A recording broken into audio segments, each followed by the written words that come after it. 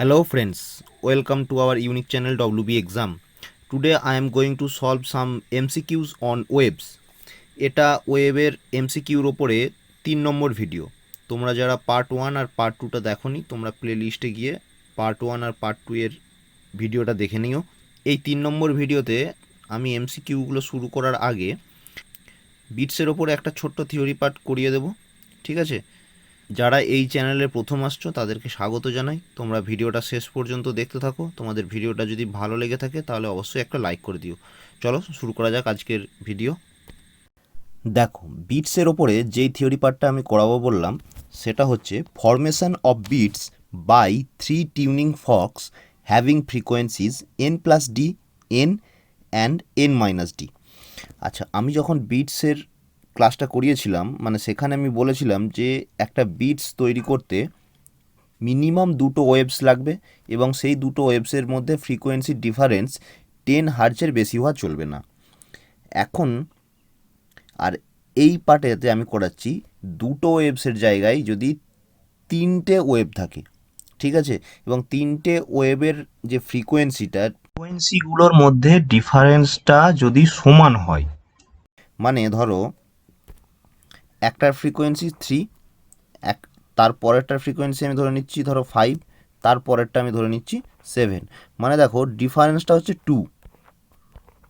আর এই যে এখানে n+d n আর n-d, এখানে d মানে হচ্ছে এই ইন্টারভ্যালটা, ঠিক আছে? মানে ফ্রিকোয়েন্সির যে ডিফারেন্সটা বা ইন্টারভ্যালটা সেটা হচ্ছে d। তো এখানে ধরো যদি ফ্রিকোয়েন্সি 3, 5, 7 থাকে তাহলে তুমি কোনটা n ধরবে, কোনটা n+d ধরবে আর কোনটা n-d ধরবে? তুমি n ধরবে মাঝেরটা মানে 5, ঠিক আছে? n-d ইন্টারভ্যাল কত? 2, তাই তো? তাহলে 5 - 2 করলে 3 আসতে হবে, তার মানে n-d হয়ে যাবে 3টা, ঠিক আছে? আর n+d যদি করি সেটা হবে 7। তো তোমরা এই থিওরি পাঠের ওপরে যেখানে প্রবলেম দেখতে পাবে বা যেখানে কোনো কোশ্চেন দেখতে পাবে সেখানে যখন এই 3টে ফ্রিকোয়েন্সির ভ্যালু দেওয়া থাকবে তো তোমরা ওই 3টে ফ্রিকোয়েন্সির ভ্যালু দেখে n আর কোনটা n-d আর কোনটা n+d সেটা কিন্তু তোমরা নিজেরা বিবেচনা করে নেবে, ঠিক আছে? তো এখন আসি থিওরি পার্টে। দেখো, এ একটা ওয়েভ, এইটা একটা সেকেন্ড ওয়েভ, এটা থার্ড ওয়েভ, ঠিক আছে? তো এই ফ্রিকোয়েন্সিটার জন্য এর ওয়েভের ইকুয়েশান কী হবে? তো সেটার ইকুয়েশান যদি y1 হয় তো y1 = a sign 2π n+d into T, ঠিক আছে? এ মানে হচ্ছে অ্যাম্পলিটিউড। তো 3টে ওয়েভের ক্ষেত্রেই অ্যাম্পলিটিউডটা সেম, মানে সবার ক্ষেত্রেই সেম। আচ্ছা, আর এর সঙ্গে ইন্টেন্সিটি বা প্রাবল্যটাও সেম 3টে ওয়েভের ক্ষেত্রেই, ঠিক আছে? আর এখানে আমি -kxটা লিখছি না, কারণ ওটা লেখার কোনো দরকার নেই, কারণ -kxটা সবার ক্ষেত্রেই সমান হবে, তো তাতে এই ইকুয়েশনটার কমপ্লেক্সিটি বাড়বে, তো আমি ওই জন্য kxটা নিচ্ছি না এখানে, ঠিক আছে? আচ্ছা, তো সেকেন্ড ওয়েভের ফ্রিকোয়েন্সি কত? n। তো এইটার ক্ষেত্রে যদি এর এর ইকুয়েশনটা যদি y2 হয়, y2 = a সাইন 2π nt, ঠিক আছে? আচ্ছা, আর 3 নম্বর ফ্রিকোয়েন্সিটার ক্ষেত্রে ইকুয়েশন কী হবে? a sign 2π n-d into T. এরপর এই 3টে ওয়েভ যদি সুপার ইম্পোজ হয়, মানে একে অপরের ওপর উপরিপাতিত হয়, তখন কী হবে? সুপার পজিশন প্রিন্সিপালটা লাগাতে হবে আমার। তো সুপার পজিশন প্রিন্সিপাল অনুযায়ী রেজাল্ট্যান্ট যে ওয়েভটা আসবে সেটা যদি y হয় তো y = y1 plus y2 plus y3। দেখো, এরপর আমি কী করছি? এই 3টে ইকুয়েশনকে আমি যোগ করব। y1 মানে হচ্ছে a sign 2π n+d into T. আচ্ছা, y2 মানে হচ্ছে a সাইন 2π nt প্লাস y3টা কত ছিল? a sign 2π n+d into T, তাই তো? এরপর আমি কী করছি? দেখো, এই পার্টটা আর এই পার্টটা, এই দুটো পার্ট থেকে আমি এটা কমন নিচ্ছি, ঠিক আছে? তো যদি আমি এটা কমন নিই কী থাকবে? এইটাতে থাকছে sign 2π n+d into T plus sign 2π sorry, এখানে একটা ভুল হয়ে গেছে, এটা প্লাস নয়, এটা মাইনাস ছিল, ঠিক আছে, এন মাইনাস। তো এখানে হয়ে যাবে 2 pi N minus D into T. আচ্ছা, আর এই পার্টটা যেটা যেমন ছিল ওইটা তেমনই আমি রেখে দিচ্ছি, plus A sine 2 pi N t. আচ্ছা, এরপর ভালো করে দেখো, এটা একটা সূত্রতে পড়ে যাবে, sine C plus sine D. তো sine C plus sine D সূত্র যেটা হয়, সূত্রটা কী হয়, 2 sine of C plus D by 2 into cos of C minus D by 2।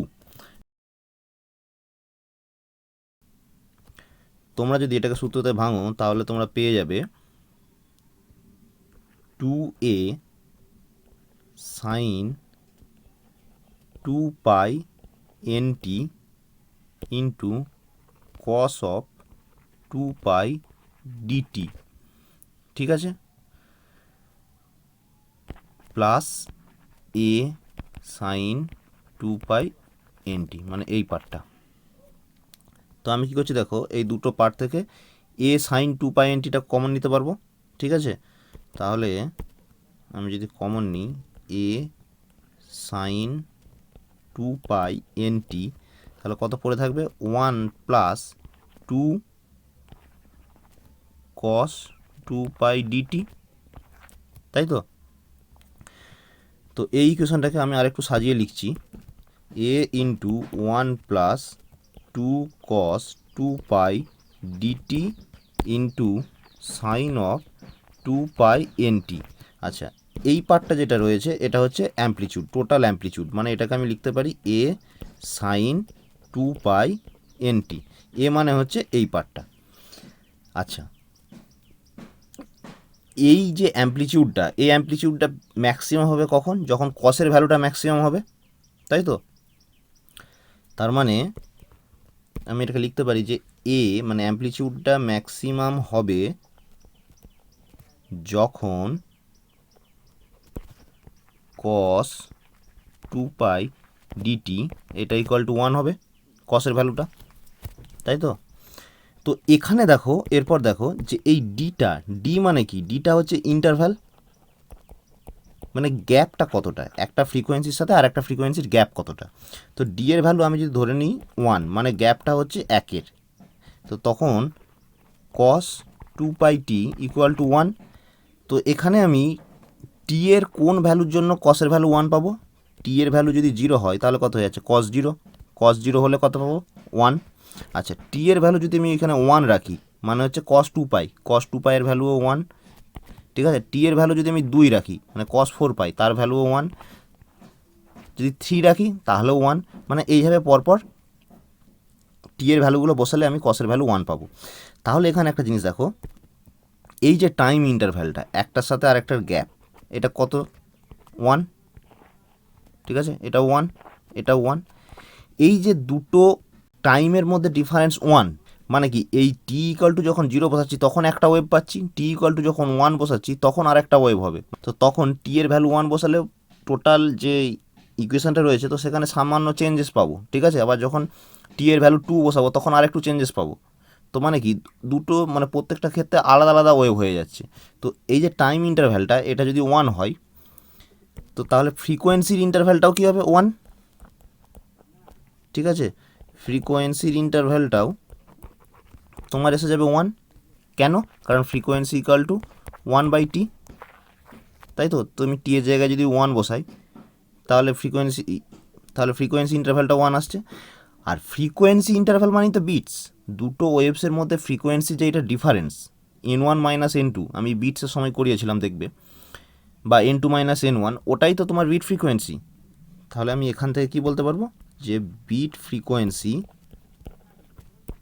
Equal to 1, ঠিক আছে। এরপর যদি ধরো তোমার ডি এর ভ্যালু 2 রাখি, তখন কি হয়ে যাবে, তখন এটা হয়ে যাবে কস 4 পাই টি। তো সেক্ষেত্রেও তুমি টি এর ভ্যালুগুলো 0, 1, 2, 3 বসিয়ে বসিয়ে দেখবে, সেক্ষেত্রেও তুমি বিট ফ্রিকোয়েন্সি 1 পাবে, ঠিক আছে। যেহেতু এখানে এটা ইভেন রয়েছে 2 পাই, তো আমি পায়ের সঙ্গে ইভেন কিছু গুণ থাকলে তবে আমি 1 পাবো, ঠিক আছে। দেখো এখানে যেহেতু 2 পাই ইন্টু টি রয়েছে, মানে টি এর ভ্যালু আমি যাই বসাই সেটা ইভেন হয়ে যাবে, আর কসে মানে পায়ের সাথে ইভেন কিছু গুণ হয়ে সেটা যখন কস আসবে, মানে তুমি এখানে ডি এর ভ্যালু 1 বসাও, 2 বসাও, 3 বসাও, বিট ফ্রিকোয়েন্সিটা আসবে 1 সেকেন্ড। ঠিক আছে, এটা তোমরা মাথায় রাখবে।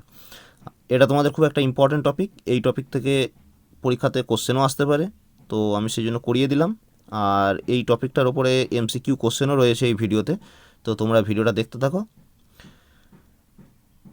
চলো শুরু করা যাক আজকে প্রশ্নোত্তর পর্ব। দেখে নিই ফার্স্ট কোশ্চেনে কী রয়েছে।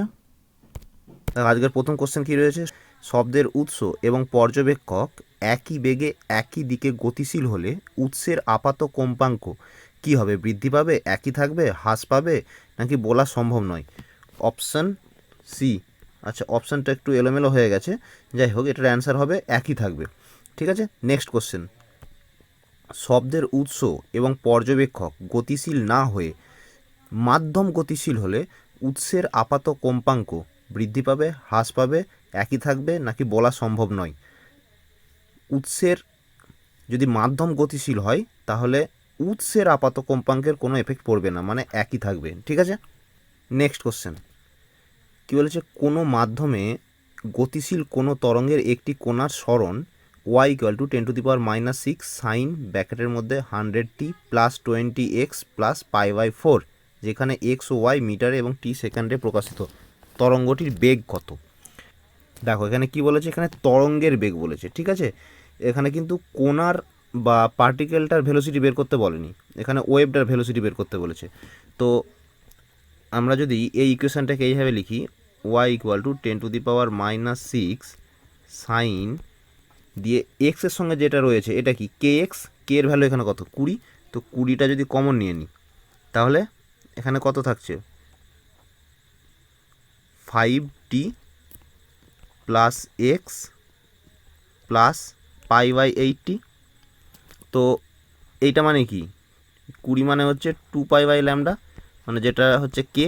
ঠিক আছে, আর এই 5টা কি, 5টা হচ্ছে ভি, মানে ওয়েভের ভেলোসিটি। তো তাহলে ভি = কত, ভি = হচ্ছে 5। অপশান ডি হচ্ছে তোমার সঠিক অ্যান্সার। ঠিক আছে, তোমরা এই কোয়েশনটা যদি না বুঝতে পারো তো আমি এর আগের এমসিকিউ ভিডিওতে এটা করিয়েছি, তোমরা ওই ভিডিওগুলো দেখো, ওখানে পেয়ে যাবে। ঠিক আছে, তবু আমি একটু বলে দিচ্ছি, এর যে ইকুয়েশনটা হয় y = a sine 2π/λ vt minus x, আর এটা যেটা রয়েছে এটা ফাই ফেজ ডিফারেন্স। ঠিক আছে, এটা আর এই 2π/λটা মানেই হচ্ছে কে। ঠিক আছে, তো এখানে এই দুটো ইকুয়েশন যদি কম্পেয়ার করো তাহলে এখানে ভি এর ভ্যালুটা আমি পাচ্ছি 5। ঠিক আছে, নেক্সট কোশ্চেন কী বলেছে, y = a sign square omega t minus k x সমীকরণটি একটি তরঙ্গকে প্রকাশ করে যার বিস্তার কী হবে আর কম্পাঙ্ক কী হবে। দেখো তোমাদের এখন মনে হতে পারে যে এখানে সাইন স্কোয়ার রয়েছে, তাহলে এটা কীরকম তরঙ্গের ইকুয়েশন? এটা হচ্ছে তোমার দুটো তরঙ্গের সুপার ইম্পোজ হওয়ার পরে যে লব্ধি তরঙ্গ বা রেজাল্টেন্ট যেই ওয়েভটা আসে, তো সেই রকম একটা ইকুয়েশন এটা। ঠিক আছে, তো এটাকে আমি কীভাবে লিখতে পারি, দেখো y = a/2 into 2 sine square omega t minus k x, মানে দেখো আমি এখানে 2 সাইন স্কোয়ার থিটা সূত্রে ফেলার জন্য আমি এটা হাফটা কমন নিয়েছি। তো তাহলে এখানে a/2 ব্র্যাকেটের মধ্যে 1 মাইনাস কস 2 থিটা, মানে 2 into omega t minus k x. ঠিক আছে, তো আমি যদি এখন এই 2টা এখানে গুণ করে দিই, ভেতরে করে দিই, মানে a/2 ব্র্যাকেটের মধ্যে 1 minus cos 2 omega t minus k x. ঠিক আছে, তো এখান থেকে আমি অ্যাম্পলিচিউডটা কি দেখতে পাচ্ছি, এখান থেকে অ্যাম্পলিচিউড দেখতে পাচ্ছি a/2, মানে বিস্তার হচ্ছে a/2। ঠিক আছে, আর কম্পাঙ্ক কত 2π ইন্টু কম্পাঙ্ক মানে হচ্ছে এই 2 ওমেগা। ঠিক আছে, মানে 2π কম্পাঙ্ক যদি আমি ধরে নিচ্ছি এফ = হচ্ছে 2 ওমেগা, তাহলে এখান থেকে 2 কেটে গেল। ঠিক আছে, এফ = ওমেগা বাই পাই, তাহলে কোন অপশানটা সঠিক? অপশান বি হচ্ছে তোমার সঠিক অ্যান্সার। ঠিক আছে, নেক্সট কোশ্চেন কী বলেছে, একটি হুইসেলের কম্পাঙ্ক 450 হার্জ, একজন স্থির পর্যবেক্ষকের দিকে সেটি 33 মিটার পার সেকেন্ড বেগে অগ্রসর হচ্ছে, বায়ুতে শব্দের বেগ 330 মিটার পার সেকেন্ড হলে পর্যবেক্ষক যে শব্দ শুনবে তার কম্পাঙ্ক কত হবে। এখানে কম্পাঙ্ক মানে যেটা অ্যাপারেন্ট ফ্রিকোয়েন্সি বা আপাত কম্পাঙ্ক। তো সেই অ্যাপারেন্ট ফ্রিকোয়েন্সিটার আমি সূত্র কী করে বের করব বলেছি। অ্যাপারেন্ট ফ্রিকোয়েন্সি যদি এফ ড্যাশ হয়, তো আমি কি করব, প্রথমে এখানে এটা হচ্ছে তোমার শব্দের ভেলোসিটি। আচ্ছা, এটা হচ্ছে তোমার অবজারভারের ভেলোসিটি বা পর্যবেক্ষকের ভেলোসিটি। তারপরে নিচেতে আবার দেব ভি, মানে হচ্ছে শব্দের ভেলোসিটি বা ওয়েভ ভেলোসিটি, দিয়ে এখানে লিখব সোর্স ভেলোসিটি ইনটু এফএস। এবার চিহ্নগুলো কী হবে এবার সেটা আমি বসাবো। দেখো কি বলেছে, এখানে এফএস মানে কত, এখানে এফএস মানে হচ্ছে 450। পর্যবেক্ষক স্থির রয়েছে মানে অবজারভার ফিক্সড, অবজারভার রেস্ট রয়েছে মানে ভি জিরো ইকুয়াল টু 0। ঠিক আছে, তাহলে আমি এখান থেকে ভি জিরোটা তুলে দিচ্ছি। ঠিক আছে, তারপর কি বলেছে, পর্যবেক্ষকের দিকে হুইসেলটা 33 মিটার বেগে অগ্রসর হচ্ছে। মানে ধরো তুমি দাঁড়িয়ে আছো, তোমার দিকে একটা গাড়ি হর্ন বাজাতে বাজাতে আগিয়ে আসছে। মানে কি, তুমি মানে তুমি যেই শব্দটা শুনবে তার ফ্রিকোয়েন্সিটা বেশি হবে। তো এক্ষেত্রে সেম কনসেপ্ট এখানেও। তো এক্ষেত্রে এফ ড্যাশ মানে আপাত কম্পাঙ্ক বেশি কখন হবে, যখন নিচের এই পার্টটা ডিনোমিনেটরটা কম হবে, মানে এখানে মাইনাস হতে হবে। ঠিক আছে, এটা আমি ভালো করে বুঝিয়েছি তোমাদের ডপলার এফেক্টে। তোমরা যদি ডপলার এফেক্টের ভিডিওটা না দেখে থাকো তাহলে দেখে নাও। তোমাদের এখানে আর কোনো রকম মানে ডপলার এফেক্টের যা কিছু প্রবলেম আছে, নিউমেরিক্যাল প্রবলেম, তো সেখানে তোমাদের আর আটকানোর কোনো কথা নয়। ঠিক আছে, এরপর আর কিছু নেই, এরপর জাস্ট ভ্যালুগুলো পুট করে দেওয়া। তো ভি এর ভ্যালু কত, ভি এর ভ্যালু হচ্ছে 330। আচ্ছা, 330 মাইনাস ভিএস, ভিএস মানে হচ্ছে সোর্সের ভেলোসিটি, মানে হচ্ছে তোমার উৎসের ভেলোসিটি কত আছে 33 মিটার, তাহলে 33 ইন্টু এফএস, এফএস মানে কত আছে 450। তো এটা তোমরা যদি সিম্পলিফাই করো এটা তোমার এসে যাবে 500 হার্জের কাছাকাছি। ঠিক আছে, বা 500 হার্জ। এটা তোমরা ক্যালকুলেশনটা করে দেখে নিও, মানে অপশান ডি হবে তোমার সঠিক অ্যান্সার। ঠিক আছে, নেক্সট কোশ্চেন কী বলছে, যদি কোনো তরঙ্গ এক মাধ্যম থেকে অন্য মাধ্যমে প্রতিসৃত হয় তাহলে নিম্নলিখিতগুলির মধ্যে কোনটির কোনো পরিবর্তন হবে না। একটা তরঙ্গ মানে একটা ওয়েভ যদি আর একটা মাধ্যম থেকে মানে ফার্স্ট কোনো মাধ্যম থেকে একটা সেকেন্ড কোনো মাধ্যমে ঢোকে, তো তার মধ্যে অ্যামপ্লিটিউডের পরিবর্তন হয়, তরঙ্গ দৈর্ঘ্যের পরিবর্তন হয় মানে ওয়েভলেন্থের পরিবর্তন হয়, সঙ্গে তোমার ভেলোসিটিরও পরিবর্তন হয়, কিন্তু ফ্রিকোয়েন্সির কোনো রকম পরিবর্তন হয় না। ফ্রিকোয়েন্সি কার উপর ডিপেন্ডেন্ট, সোর্সের ওপরে। ঠিক আছে, মাধ্যমের বা মিডিয়াম চেঞ্জের উপরে এর কোনো এফেক্ট পড়ে না। অপশান সি হচ্ছে সঠিক অ্যান্সার।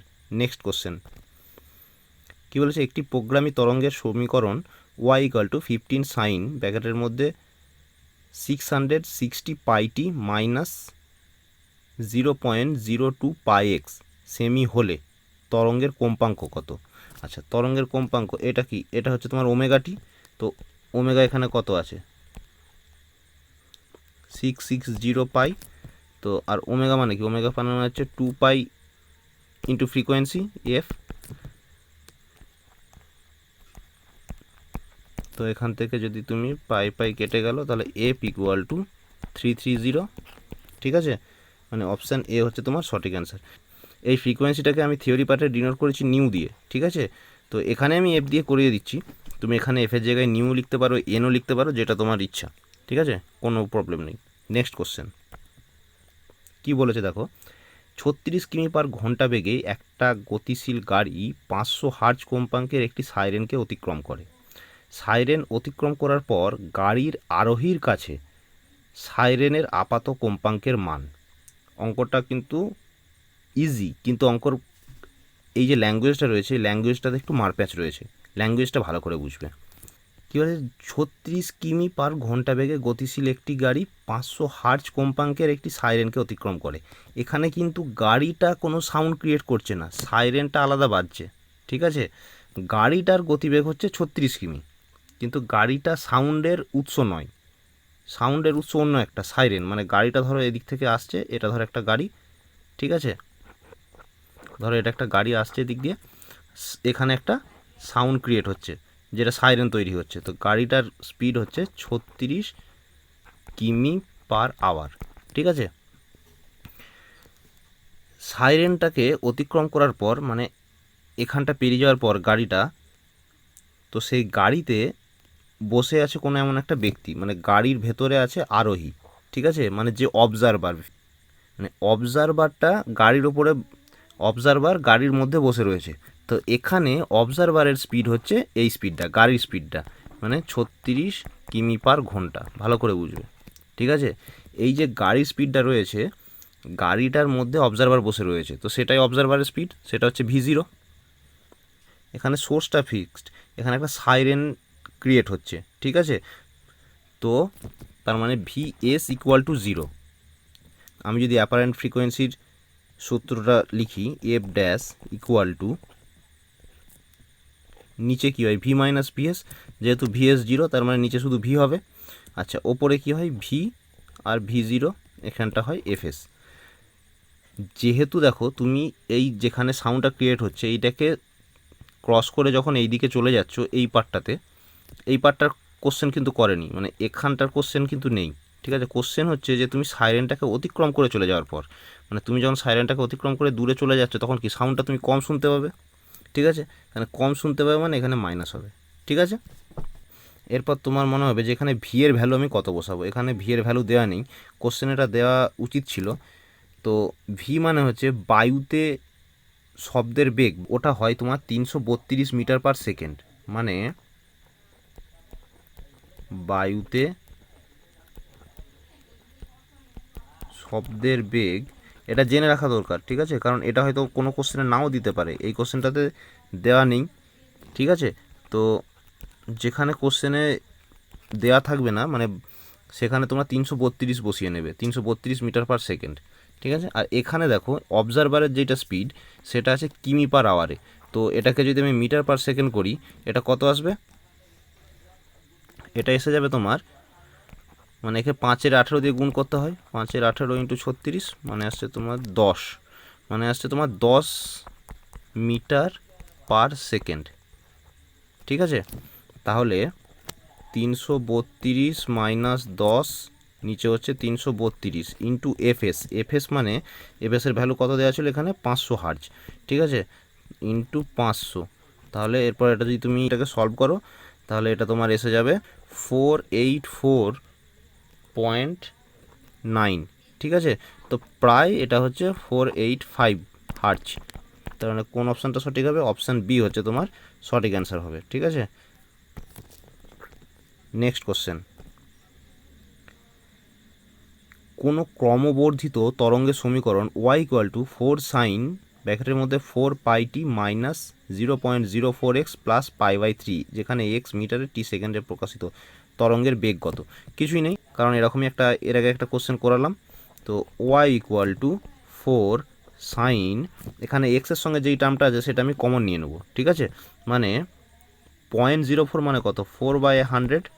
ঠিক আছে, তো এটা যদি আমি কমন নিয়ে নিই তাহলে এখানে এসে যাচ্ছে তোমার 100 pi t minus x plus 100 pi by 4 into 3।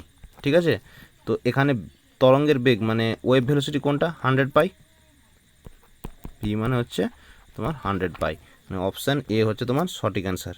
Next question কী বলেছে, এই প্রবলেমটা ভালো করে পড়বে। কি বলেছে, একটি অনুদৈর্ঘ্য তরঙ্গ নিম্নলিখিত সম্পর্ক মেনে চলে। সম্পর্কটা কি, x equal to x0 into sine 2π ব্র্যাকেটের মধ্যে NT minus x by lambda, সর্বোচ্চ কোণার বেগ তরঙ্গের বেগের 4 গুণ হবে যদি, আচ্ছা রিলেশনটা বের করতে বলেছে। আগে বুঝতে হবে কোণার বেগ কী আর তরঙ্গের বেগ কী, যদিও আমি এটা আগে বলেছি ভিডিওতে, আবারও বলছি। কোণার বেগ মানে হচ্ছে dx/dt, পার্টিকেল ভেলোসিটি। ঠিক আছে, এটা হচ্ছে তোমার কোণার বেগ। আর তরঙ্গের বেগ কি, তরঙ্গের বেগটা হচ্ছে ভি, তরঙ্গের বেগ। ঠিক আছে, তো এই ইকুয়েশনটাকে আমি একটু সাজিয়ে লিখে নিচ্ছি। দেখো, x equal to x0 sine of 2π by lambda, ল্যামডাটা কমন নিচ্ছি, তাহলে কী হবে, এখানে একটা ল্যামডা গুণ হবে, ল্যামডা NT মাইনাস এক্স। ঠিক আছে, এই ল্যামডা এন মানে কি, ল্যামডা এন মানে হচ্ছে ভি, মানে x zero sine 2π/λ v t minus x. তো এরপর যদি আমি এটাকে ডিএক্স ডিটি করি, ডিএক্স ডিটি যদি করি তাহলে তোমার এটা এসে যাবে x zero 2π/λ into v into cos of বাকিটা যেটা ছিল 2π/λ ভিটি মাইনাস এক্স, এটা এসে যাবে। ঠিক আছে, তাহলে এখন দেখো এইটা হচ্ছে কোণার সর্বোচ্চ বেগ। সর্বোচ্চ বেগের জন্য আমি যেই গোল দাগটা দিয়েছি, তো ওই গোল দাগের মধ্যে ভিটাও আসবে। মিস্টেকেনলি আমি ভিটা বাদ দিয়ে গোল দাগটা দিয়ে দিয়েছি। ডিটি হচ্ছে কোণার বেগ, মানে একটা পার্টিকেল ভেলোসিটি। তো পার্টিকেলটার ম্যাক্সিমাম ভেলোসিটি কোনটা? এটা হচ্ছে ম্যাক্সিমাম ভ্যালু। ঠিক আছে, আচ্ছা, আর ওয়েভ ভেলোসিটি কোনটা? ওয়েভ ভেলোসিটি হচ্ছে ভি, তাই তো? তাহলে এরপর কোশ্চেনটায় আসো। কোশ্চেনে কি বলেছে? কোণার বেগ তরঙ্গের বেগের 4 গুণ। ঠিক আছে, মানে সর্বোচ্চ কোণার বেগ হচ্ছে x zero into 2π/λ into v, তরঙ্গের বেগের 4 গুণ, মানে 4 ইন্টু ভি। তো দুদিক থেকে ভি ভি কেটে গেল। আচ্ছা, এইটা 2 হয়ে গেল। তাহলে আমি বলতে পারি যে lambda equal to x zero into π/2। ঠিক আছে, এটা হচ্ছে রিলেশন ল্যামডা আর এক্সের মধ্যে, এক্স জিরোর মধ্যে। তাহলে কোন অপশানটা সঠিক? অপশান সি হচ্ছে তোমার সঠিক অ্যান্সার। ঠিক আছে, নেক্সট কোশ্চেন কি বলেছে? একটি সমতল চল তরঙ্গ যার সমীকরণ হচ্ছে y ইকুয়াল টু 2 cos 6.284 ব্র্যাকেটের মধ্যে 330t মাইনাস এক্স। আমি কোশ্চেনটা এখানে একবার লিখছি, y ইকুয়াল টু 2 cos 6.284 ব্র্যাকেটের মধ্যে 330t মাইনাস এক্স।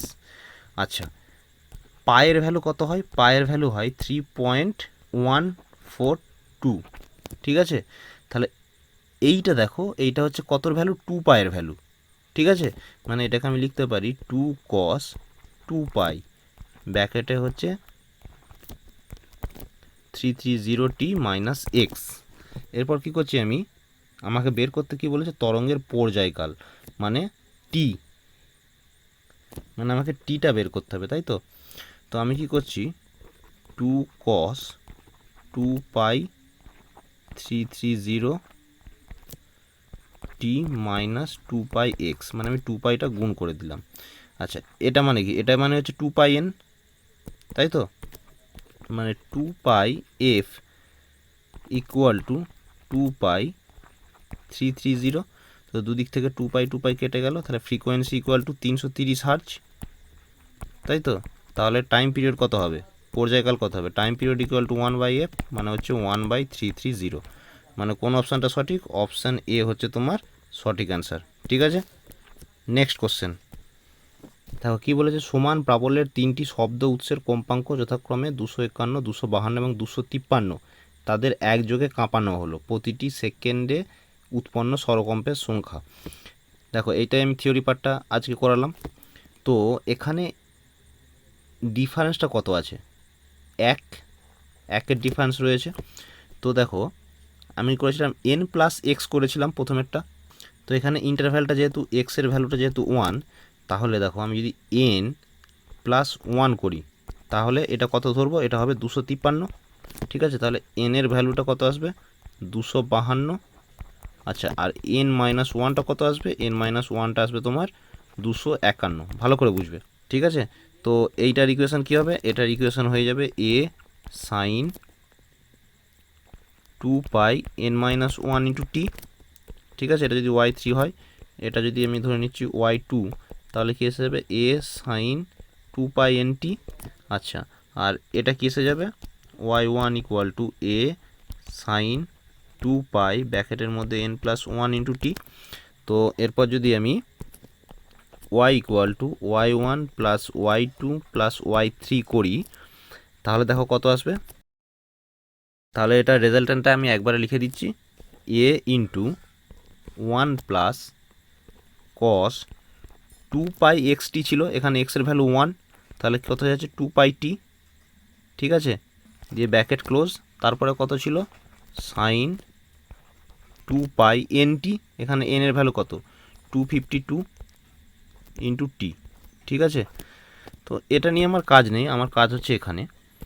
তাহলে দেখো, তাহলে এইটা হচ্ছে অ্যাম্পলিটিউড, টোটাল অ্যাম্পলিটিউডটা কখন বেশি হবে, যখন কসের ভ্যালুটা ম্যাক্সিমাম হবে। কসের ভ্যালু কখন ম্যাক্সিমাম হবে, যখন কসের ভ্যালু 1 হবে। ঠিক আছে, তো কসের ভ্যালু 1 কখন হবে, টি এর কোন ভ্যালুর জন্য 1 হবে, টি ইকুয়াল টু 0-তে 1 হবে, টি ইকুয়াল টু 1-এতে 1 হবে, টি ইকুয়াল টু 2-তে 1 হবে। ঠিক আছে, তাহলে টাইম ইন্টারভ্যালটা হচ্ছে 1, তাহলে ফ্রিকোয়েন্সিরও ইন্টারভ্যালটা হচ্ছে তোমার 1, মানে beat frequency equal to 1 hertz. ঠিক আছে, বুঝতে পেরেছো? তাহলে অপশান এ হচ্ছে তোমার সঠিক অ্যান্সার। ঠিক আছে, নেক্সট কোশ্চেন কি বলেছে, স্বরকম্প উৎপন্ন হয়, মানে বিটস উৎপন্ন হয় কেবলমাত্র অনুদৈর্ঘ্য তরঙ্গে, তির্যক তরঙ্গে, নাকি উভয়ই, নাকি কেবলমাত্র শব্দ তরঙ্গে? স্বরকম্প বা বিটস দুটোতেই হতে পারে, লঙ্গিটিউডিনাল ওয়েভেও হতে পারে, ট্রান্সভার্স ওয়েভেও হতে পারে। ঠিক আছে, নেক্সট কোশ্চেন কি বলেছে, তারের কম্পনের ক্ষেত্রে প্রথম উপসুরের কম্পাঙ্ক কার সঙ্গে সমান? প্রথম সমমেল, মূল সুর, দ্বিতীয় সমমেল, কোনোটিই নয়। আচ্ছা, তার আগে বলে নিই, উপসুর মানে হচ্ছে যেটাকে ইংরেজিতে বলে ওভারটোন। ঠিক আছে, এটা গুলিয়ে ফেলো না। আর সমমেল মানে হচ্ছে হারমোনিক। ঠিক আছে, মূল সুর মানে হচ্ছে ফান্ডামেন্টাল যেটা। যাই হোক, কোশ্চেনে কী বলেছে, প্রথম উপসুরের কম্পাঙ্ক কার সঙ্গে সমান? অপশান সি, দ্বিতীয় সমমেল, যে nth overtone equal to n+1 harmonic. ঠিক আছে, নেক্সট কোশ্চেন, কোনো তারের প্রথম সমমেলের কম্পাঙ্ক 100 হার্জ, তাহলে তৃতীয় উপসুরের কম্পাঙ্ক কী হবে? যে প্রথম সমমেল মানে হচ্ছে ফার্স্ট হারমোনিক বা যেটা ফান্ডামেন্টাল হারমোনিক্স, তার ফ্রিকোয়েন্সি যদি নিউ হয় তো নিউ ইকুয়াল টু 100 হার্জ। তৃতীয় উপসুর মানে থার্ড ওভারটোন। ঠিক আছে, থার্ড ওভারটোন মানেই হচ্ছে ফোর্থ হারমোনিক। তো ফোর্থ হারমোনিক মানে নিউ 4 ইকুয়াল টু হয়ে যাবে 4 ইন্টু নিউ, মানে 4 ইন্টু 100। ঠিক আছে, তাহলে কোন অপশানটা সঠিক? অপশান সি হচ্ছে তোমার সঠিক অ্যান্সার। এটা যদি তোমাদের বুঝতে অসুবিধা হয় তাহলে তোমরা থিওরি পার্টটা দেখে নাও। তো নেক্সট কোশ্চেন কি বলেছে, কোনো খোলা নলে প্রথম উপসুরের কম্পাঙ্ক 400 হার্জ হলে দ্বিতীয় সমমেলের কম্পাঙ্ক কত হবে? প্রথম উপসুর মানে হচ্ছে ফার্স্ট ওভারটোন। ঠিক আছে, ফার্স্ট ওভারটোন। আচ্ছা, ফার্স্ট ওভারটোন মানেই হচ্ছে তোমার সেকেন্ড হারমোনিক। ঠিক আছে, তার মানে দ্বিতীয় সমমেল, তাহলে ফার্স্ট ওভারটোন যা আর সেকেন্ড হারমোনিকও সেম, তাহলে এইটার কোনটা সঠিক অ্যান্সার হবে? অপশান বি, একই হবে, 400 হার্জ। ঠিক আছে, নেক্সট কোশ্চেন কি বলেছে, দৈর্ঘ্য অপরিবর্তিত রেখে কোনো নলের ব্যাস বৃদ্ধি করলে উহাতে উৎপন্ন শব্দের মূল সুরের কম্পাঙ্ক কী হবে? বৃদ্ধি পাবে, হ্রাস পাবে, একই থাকবে? খোলা নলে বৃদ্ধি পাবে এবং বন্ধ নলে হ্রাস পাবে। অপশান সি, একই থাকবে, কম্পাঙ্ক একই থাকবে। ঠিক আছে, নেক্সট কোশ্চেন, কোনো সনোমিটারের তারের মূল সুরের কম্পাঙ্ক এন, ইহার দৈর্ঘ্য, ব্যাস এবং টান এই রাশিগুলিকে দ্বিগুণ করলে মূল সুরের কম্পাঙ্ক কী হবে? আচ্ছা, এখানে রিলেশনটা কি? এন ইকুয়াল টু 1/12 ইন্টু আর √অফ T by pi into rho. কী বলেছে, দৈর্ঘ্যকে দ্বিগুণ করব, টানকে দ্বিগুণ করব, আর ব্যাসকে দ্বিগুণ করব। ব্যাস মানে এটা আর মানে হচ্ছে এখানে ব্যাসার্ধ। ঠিক আছে, তো ব্যাস যদি ডি হয়, ডি ইকুয়াল টু 2r, তাই তো? তাহলে আমি এটা এই করছি, দেখো আমি এটাকে করে দিচ্ছি 1/l ইন্টু ডি দিয়ে √অফ T by pi into rho. এখন আমি যদি ভ্যালুগুলোকে দ্বিগুণ করি, মানে সেটা যদি এন ড্যাশ হয় তার কম্পাঙ্কটা, তাহলে কি হবে? 1/l এর পরিবর্তে বসবে 2l, ডি এর পরিবর্তে বসবে 2d। ঠিক আছে, আর টি এর পরিবর্তে বসবে 2t, বাকি যা ছিল সেম থাকবে, পাই ইন্টু রো। তাহলে এরপর তুমি যদি এটাকে এন ড্যাশ বাই এন করো, দেখবে এটা এসে যাবে তোমার 1/4 LD under root of 2t by, এই পাইরোটা দুজনের ক্ষেত্রে কেটে যাবে একবারে, আমি এটা একবারে কাটাকাটি করে দিয়েছি। নিচেতে কত থাকবে? নিচেতে থাকবে LD into root over of T. তাহলে 1/LD কেটে গেল, রুট টি কেটে গেল। আচ্ছা, তাহলে পড়ে থাকছে তোমার 1/4 ইন্টু রুট ওভার অফ 2, তার মানে এটা আসছে 1/2√2। তো সেখান থেকে আমি কি বলতে পারি? N dash equal to 1/2√2 into N, মানে অপশান ডি হচ্ছে তোমার সঠিক অ্যান্সার। ঠিক আছে, নেক্সট কোশ্চেন। দুটি ষোড়শলাকা একটি সনোমিটারের 40 সেন্টিমিটার এবং 44 সেন্টিমিটার দৈর্ঘ্যের তারের সঙ্গে 5টি স্বরকম্প সৃষ্টি করে, উহার কম্পাঙ্ক কত? মানে সুর শলাকার কম্পাঙ্কটা আমাকে বের করতে হবে। আমরা রিলেশনটা কি দেখেছি? N equal to 1/2L into আর দিয়ে রুটের মধ্যে T by pi into rho হয়, মানে এন প্রপোর্শনাল টু 1/L। ঠিক আছে, তো সনোমিটারের যে দুটো তার রয়েছে, তো সেই তারেতে যেই ওয়েভগুলো ক্রিয়েট হবে, তো তার যে কম্পাঙ্ক, যে ওয়েভ দুটোর একটার কম্পাঙ্ক যদি N1 হয় আর একটা যদি N2 হয়, তাহলে সেটা কীরকম হবে? এটা ইকুয়াল টু হয়ে যাবে L2/L1, মানে 44/40। ঠিক আছে, আর দেখো ওপরে 44 রয়েছে, নিচে 40, মানে এইটা গ্রেটার দেন 1 হবে। ঠিক আছে, এরপর কোশ্চেনটা ভালো করে দেখো কি বলেছে, যে একটা ষোড়শলাকা একটি সনোমিটারের 40 সেমি আর 44 সেমি দৈর্ঘ্যের তারের সঙ্গে 5টি স্বরকম্প সৃষ্টি করে। মানে এখানে একটা সনোমিটারের তার রয়েছে, তারপরে এখানটায় রয়েছে সুরশলাকা।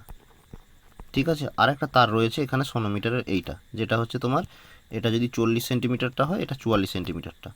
ঠিক আছে, মানে এই তার দিয়ে তৈরি যেই ওয়েভটা, তার ফ্রিকোয়েন্সি হচ্ছে N1।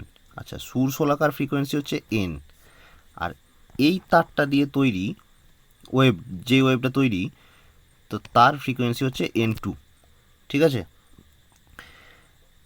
তাহলে কোশ্চেনে বলেছে 5টা স্বরকম্প সৃষ্টি হয়, মানে আমি এখান থেকে বলতে পারি যে এই দুটোর ডিফারেন্স হচ্ছে 5, মানে N1 minus N equal to 5। আবার এই দুটোর ডিফারেন্সও 5 আসবে, N minus N2 equal to 5। তো আমাকে এখান থেকে N এর ভ্যালুটা বের করতে হবে। N এর ভ্যালু কীভাবে বের করব? আমি দেখো আর একটা রিলেশন পেয়েছি, এই রিলেশনটা N1/N2 ইকুয়াল টু 44/40। আমি ওখান থেকে N1 ইকুয়াল টু লিখে নিতে পারি, আচ্ছা আমি N2 লিখে নিচ্ছি, N2 equal to 40/44 into N1, এটা লিখতে পারি। আচ্ছা, তুমি এখানে এক কাজ করো, এখানে N2 জায়গায় এটা বসিয়ে দাও, N minus 40/44 into N1 equal to 5। এবার এই ইকুয়েশানটা আর এই ইকুয়েশানটা, এটাও 5। হ্যাঁ, যদি তোমরা সলভ করো, তাহলে এখান থেকে তোমরা N1 পেয়ে যাবে 110 হার্জ, আর 110 হার্জ যদি তুমি N1 পেয়ে যাও, তাহলে N পেয়ে যাবে 105 হার্জ। ঠিক আছে, মানে অপশান সি হবে তোমার সঠিক অ্যান্সার। এটা কার ফ্রিকোয়েন্সি বেরোলো? সুর শলাকাটার ফ্রিকোয়েন্সি। ঠিক আছে, বুঝতে পেরেছো? Next question. একটা বন্ধ নলে উৎপন্ন মূল সুরের কম্পাঙ্ক 50 হার্জ, দ্বিতীয় উপসুরের কম্পাঙ্ক কত হবে? উপসুর মানে হচ্ছে তোমার ওভারটোন। আচ্ছা, সেকেন্ড ওভারটোন মানে ক্লোজড পাইপের ক্ষেত্রে 2 × 2 + 1 এততম হারমোনিক, মানে 5th হারমোনিক।